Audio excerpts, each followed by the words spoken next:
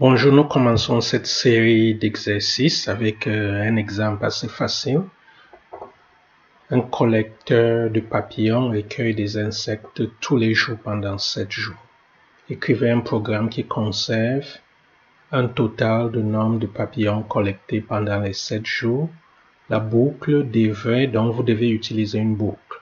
Alors la boucle devrait demander le nombre de papillons collectés pour chaque jour, et quand la boucle est terminée, le programme devrait afficher le nombre total de papillons collectés. C'est assez simple, je vous laisse l'essayer et puis on va le faire ensemble.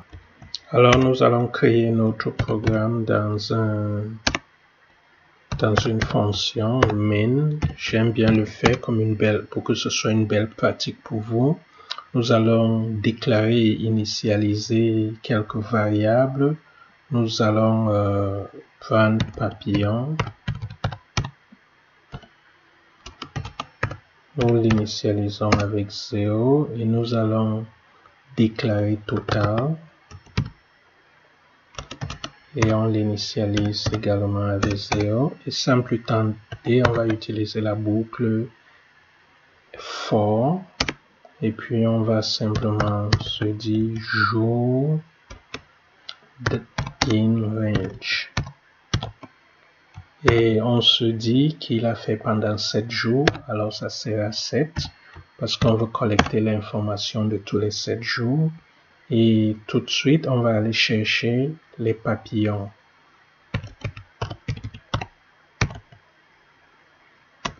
En demandant à l'utilisateur de nous donner le nombre de papillons qu'il a collectés pour chaque jour. Puisque nous avons 7 ici, ça va lui demander ce qu'il a collecté pour le premier jour, le deuxième, ainsi de suite, jusqu'à ce que ça fasse 7 jours et ça va additionner. Donc, nous allons tout simplement prendre le type int parce qu'il n'y a pas de papillons à moitié. Donc, int. Alors, nous allons tout simplement dire à l'utilisateur d'entrer le nombre de papillons collectés aujourd'hui et on va utiliser l'échappement. Et ensuite, nous allons additionner total papillon. Donc, pour les 7 jours, ça va le faire et à la fin, on va tout simplement sortir de là et imprimer ou afficher.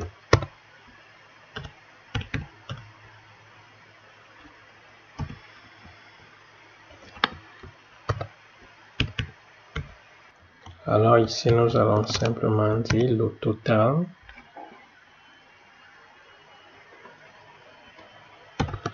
Le total de papillons collectés. Et puis on a total. On peut dire est 2.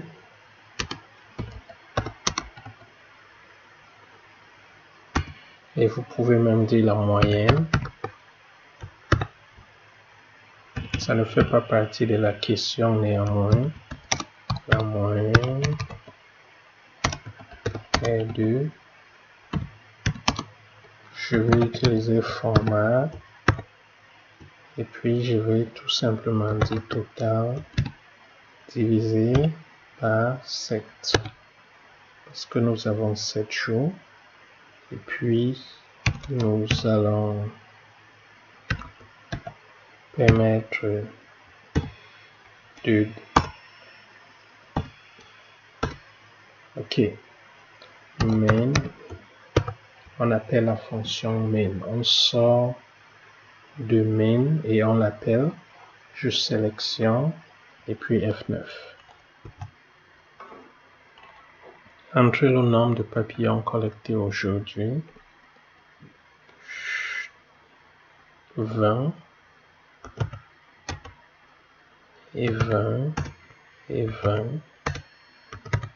20, 20, 30 et 30. Super. Le nombre de papillons collectés est de 160. La moyenne est de Donc ici, on va l'embellir avec 2 points et un petit espacement. Et ici, je vais utiliser la barre oblique inversée avec N afin qu'on puisse avoir une meilleure présentation. F9. Ok, là nous sommes 20, 10, 20, 30, 40, 50, 30. Et ça nous dit le total de papillons collectés est de 200. La moyenne est de 28,57. On peut même dire par jour. Si je mets là, je peux simplement dire par jour. Ok, on se retrouve dans le prochain exercice. En courant sur votre tapis roulant chevaux, vous brûlez 3,9 calories par minute. Écrivez un programme qui utilise une boucle pour afficher le nombre de calories brûlées après 10, 15, 20, 25 et 30 minutes. Essayez-le et puis on va le faire ensemble. Alors pour comprendre bien ce que nous avons à faire, on nous dit que qu'on brûle 3,9 calories par minute. Alors nous allons simplement multiplier 3,9 fois tous ces différents intervalles. Alors comment nous allons procéder? Nous allons utiliser for et nous allons utiliser range. Range qui commence à partir de 10 et qui s'arrête à 31. Et l'intervalle entre ces différentes valeurs, c'est 5. Alors nous allons avoir 10, 31 et 5 afin d'accomplir cela. Souvenez-vous, nous utilisons 31 parce que c'est toujours dernier moins 1. Ok, on se retrouve dans Spider. Alors nous allons commencer par définir notre variable, notre constante globale. Constante globale, ça fait un bout qu'on n'a plus utilisé ce terme. Alors nous allons l'appeler calories par minute. Et dans l'énoncé, c'est 3,9. Et nous allons immédiatement définir notre fonction min. Et dans min, nous allons définir nous allons déclarer et initialiser quelques variables. Et ici, nous allons utiliser par exemple calories brûlées. Calories brûlées, nous allons l'initialiser avec 0. Et le temps minute, nous allons également l'initialiser avec 0.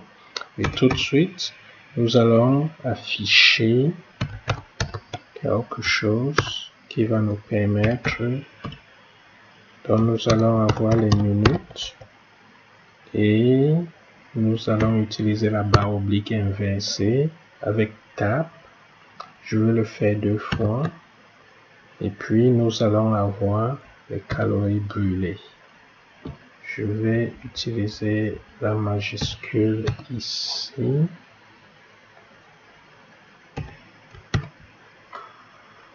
Et puis, comme on l'a souvent fait, on va également embellir avec ceci. Et puis, on va passer à notre calcul en utilisant for. Alors, for, je vais simplement utiliser minute in range.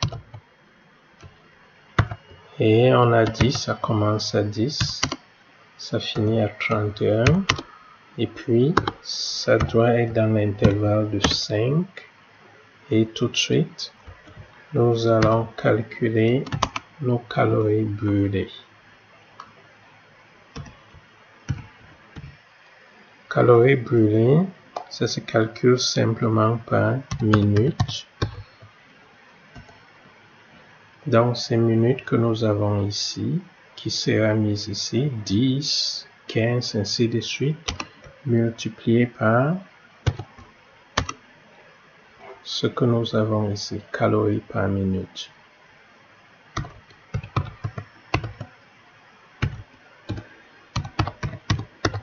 Qui est en fait une constante. Et tout ce que nous allons faire, c'est d'imprimer ou d'afficher notre résultat. Nous allons avoir minute qui va tomber ici. Et puis après minute, nous allons utiliser ces doubles tabulations. Barre oblique inversée T, barre oblique inversée T. Et nous allons avoir calories brûlées.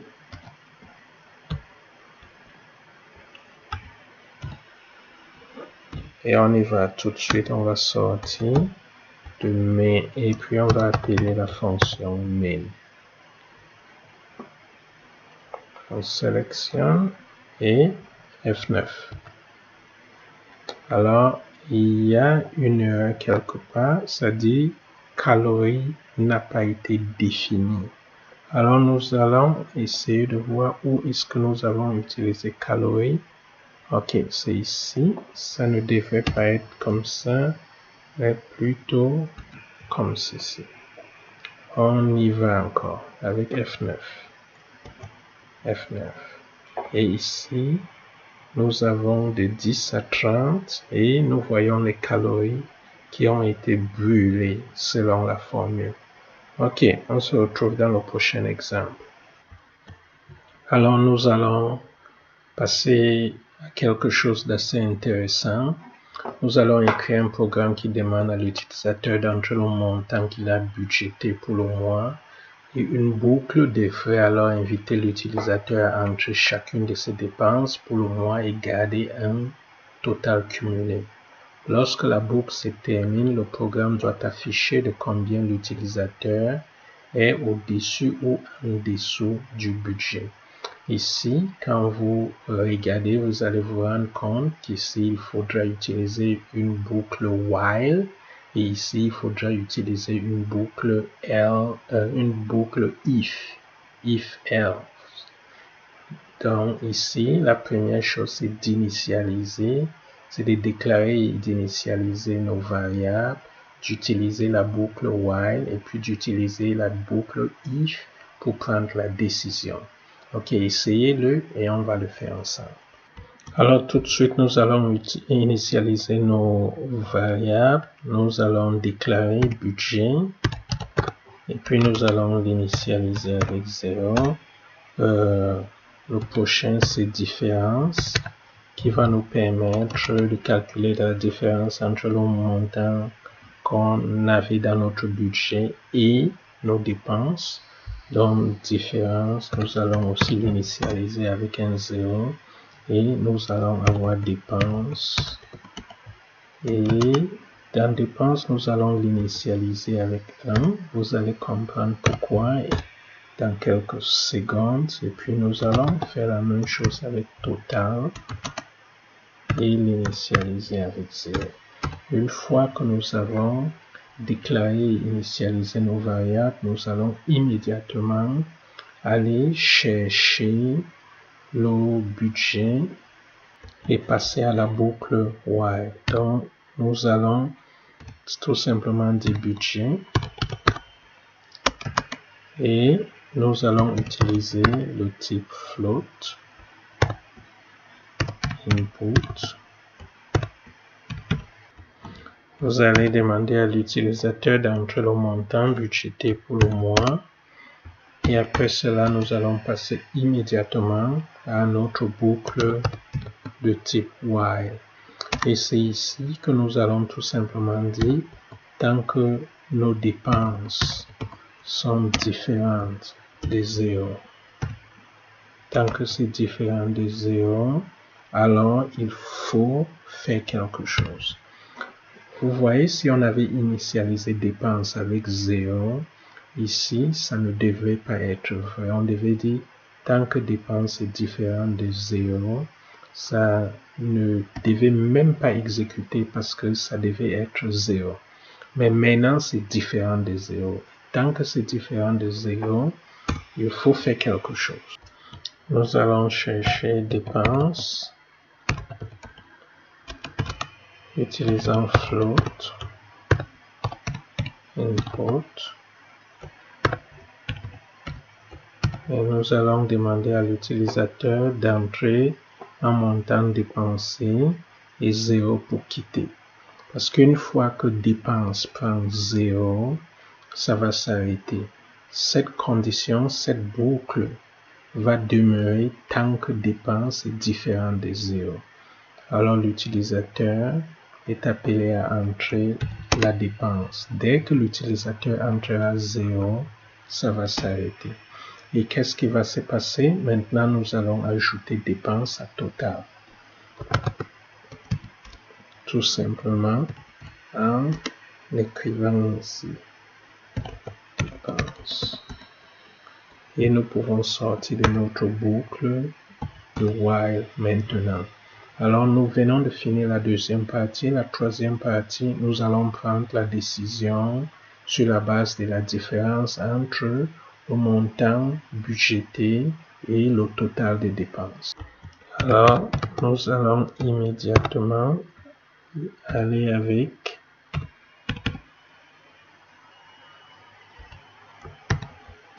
budgété et on y va le format et on va aller chercher le montant, on va aller chercher le budget. Nous avons budget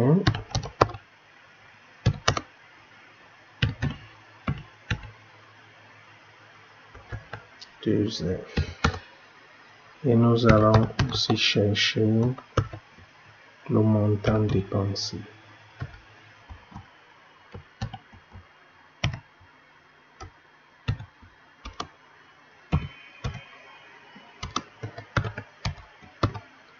Format total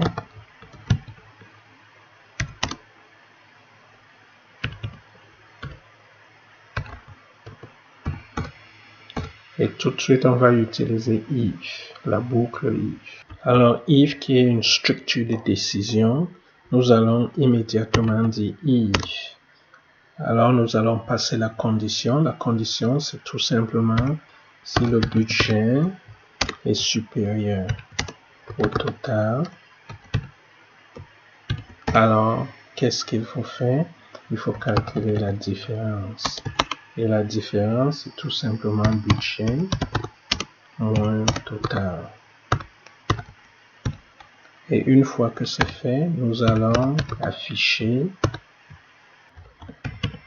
On va tout simplement déclarer vous êtes et je vais m'amuser un peu avec ça à ce niveau. Je vais utiliser dollar ici.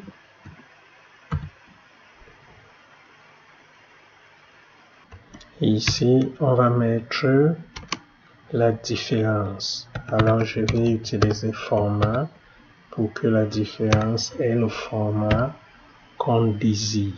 Format, on va mettre diff qui vient d'être calculé. Diff virgule 2F. Et puis, je m'assure que j'ai une autre virgule ici. Donc, vous êtes le montant de diff en dessous du budget. Bien joué. Ok. Si cette condition n'est pas respectée, ça veut dire qu'on se retrouve avec elif et nous allons déclarer la condition si budget est plutôt inférieur au total. Alors, diff est égal à total moins budget. Et si c'est le cas, on va afficher. On va également faire ce jeu-là. Ici, ça sera mal joué. Et vous êtes On va bien sûr mettre $.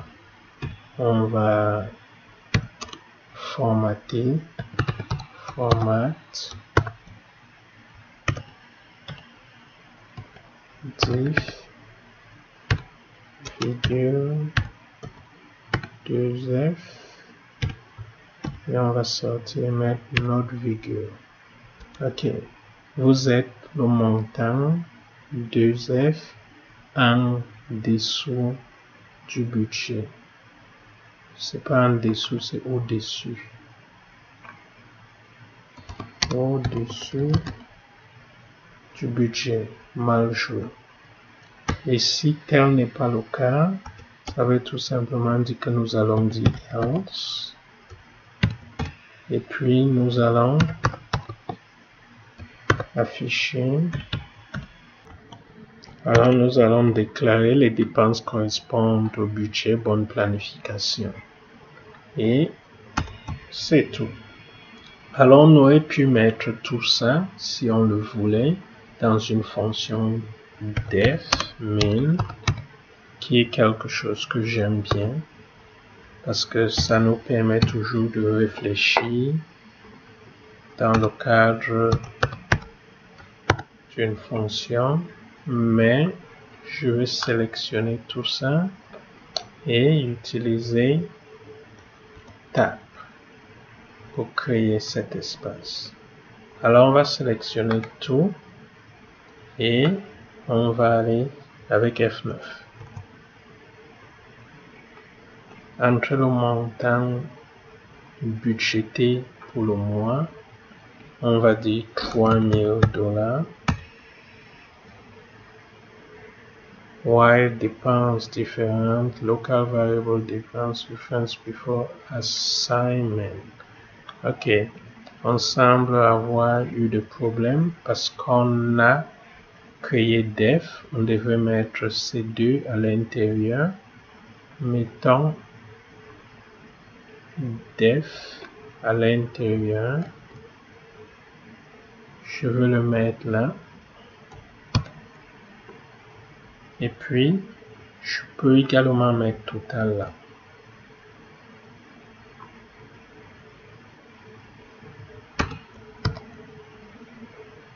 Et si je veux, je peux également mettre def à l'intérieur. Il n'y a pas de problème. Même budget. Et on va y aller encore. F9. 3000. Et puis on a fait l'épicerie 200. On a acheté le mitumba à 300. Et on a cherché un bon piment. Et ainsi de suite. On a payé quelques factures. Et puis 0. Budgété. 0 dépenses. Ainsi de suite. Entre le montant budgété, ici nous avons budgété est égal à 0. Alors il y a un problème par rapport à ce qu'on a utilisé ici. Nous allons revenir ici. Budgété. Qu'est-ce qui s'est passé? Budget c'est 0. Ok. Ce montant ne devrait pas être là. Ça nous montre tout simplement qu'il faut faire extrêmement attention. En principe, on devait déclarer initialiser tous nos variables ici avant de mettre budget. Ok. Je vais rectifier ça une bonne fois pour toutes. Et ne faites pas ces mêmes erreurs. Ok, je pense que tout devrait bien marcher, que ce soit au niveau de la syntaxe que de la logique. 3000, dépenses de 2000, dépenses de 1500, et puis 0. Alors vous êtes 500 au-dessus du budget. Mal joué. Ça c'est très correct. La logique y est et la syntaxe y est. Alors nous prenons cet exercice assez intéressant. Écrivez un programme qui utilise des boucles imbriquées. C'est-à-dire, c'est des boucles qui se retrouvent dans d'autres boucles. Alors qui utilise des boucles imbriquées pour collecter des données et calculer les précipitations moyennes sur une période de plusieurs années.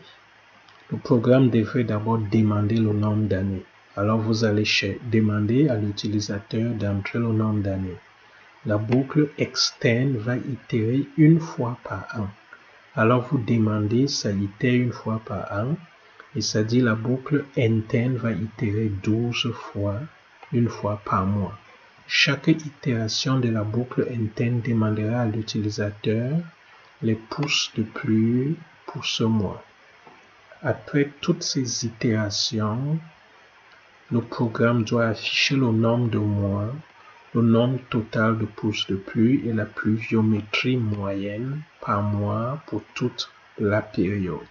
Ça, c'est super intéressant. Alors, essayez-le et on va le faire ensemble.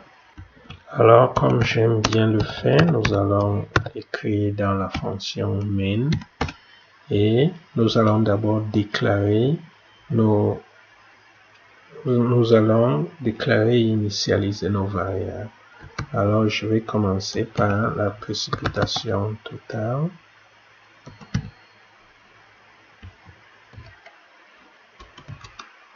Et on va l'initialiser avec 0. Et on y va avec précipitation mensuelle.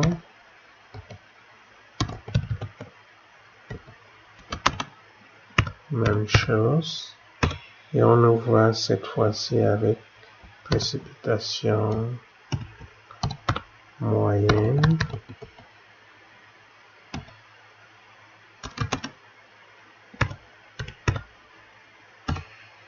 Et finalement, nous allons procéder avec le nombre d'années. Et finalement, nous allons voir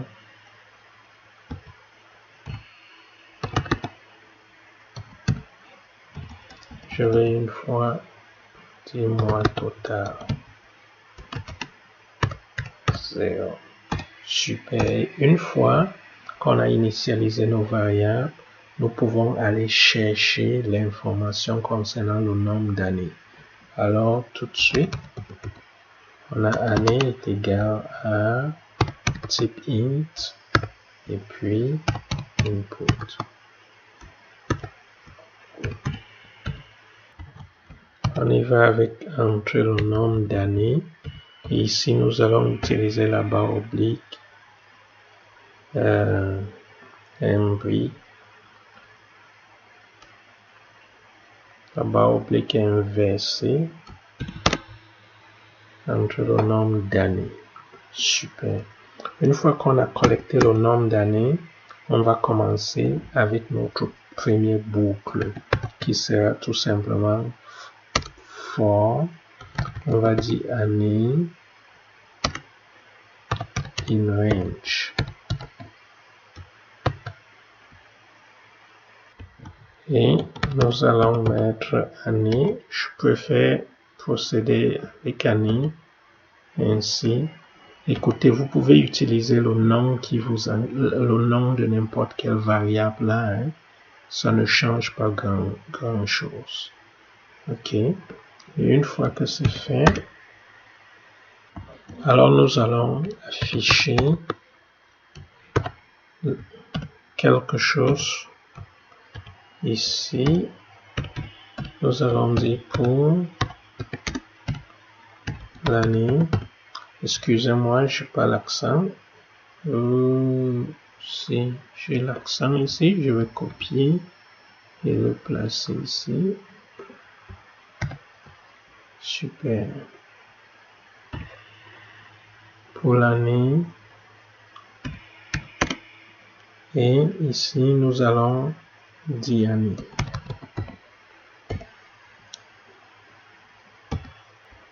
On va dianer plus 1 et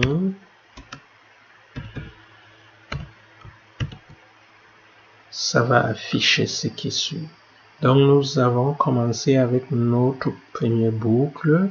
On met cette annonce et puis tout de suite, on va continuer avec notre deuxième boucle qui est for moi in range 12 parce qu'il y a 12 au moins. Donc ça c'est la boucle externe et ça c'est la boucle interne. Alors nous allons aller tout de suite chercher l'information concernant les précipitations mensuelles. Nous allons utiliser le type float, input.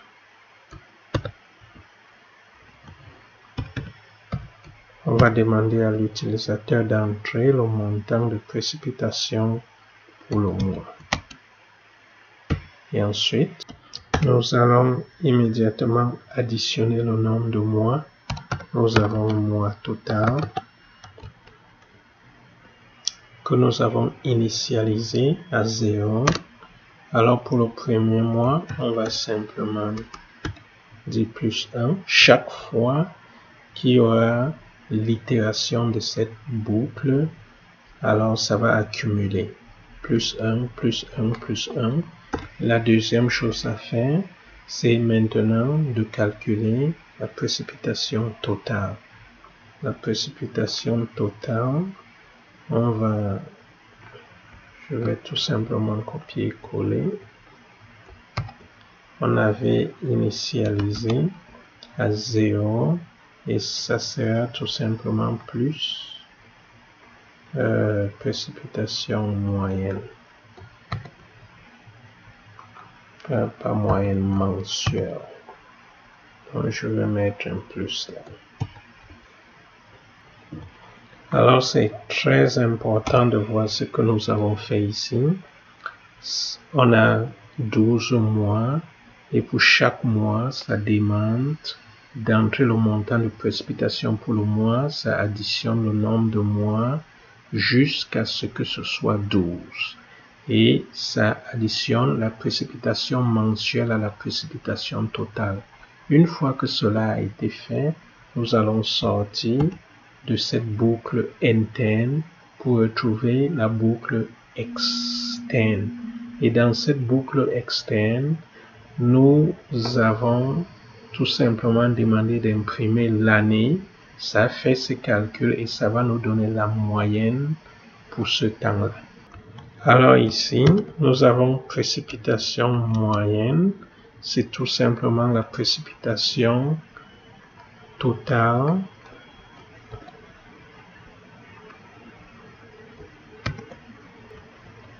divisé par mois total qui a été calculé ici. Et nous allons tout de suite imprimer nos résultats. Nous sommes encore dans cette fonction main. Alors nous allons afficher. Nous allons simplement dire pour, nous voulons parler du mois. Pour mois total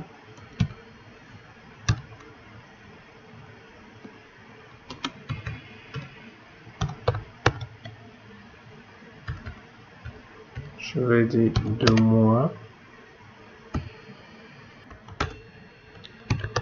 print la précipitation totale.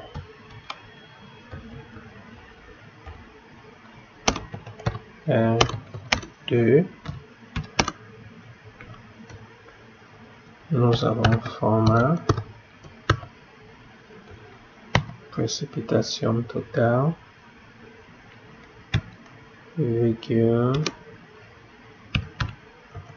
2F.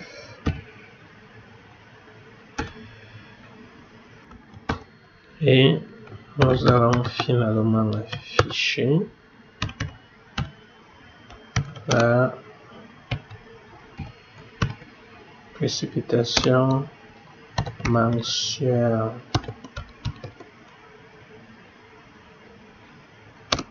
moyenne est de. Nous allons faire la même chose. Format. Nous avons précipitation moyenne.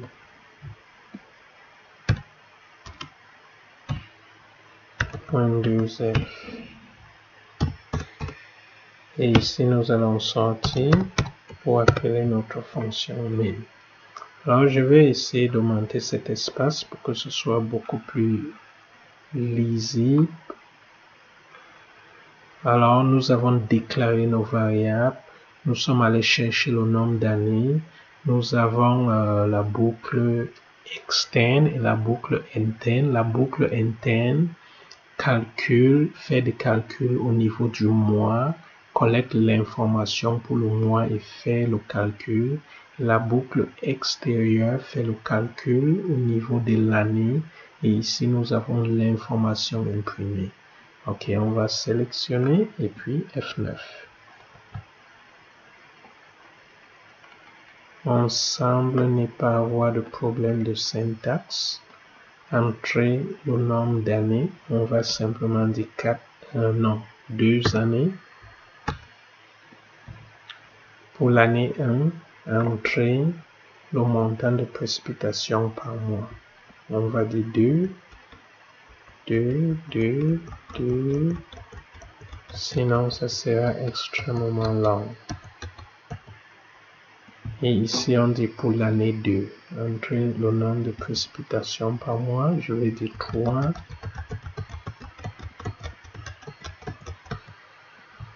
Et ici, pour 24 mois, ça c'est une erreur de mois. Pour 24 mois, on devrait éliminer 2 pour 24 mois. La précipitation totale est de 60. La précipitation mensuelle moyenne est de 2,5. Super. Ça commence à être long, alors on va continuer dans une autre vidéo.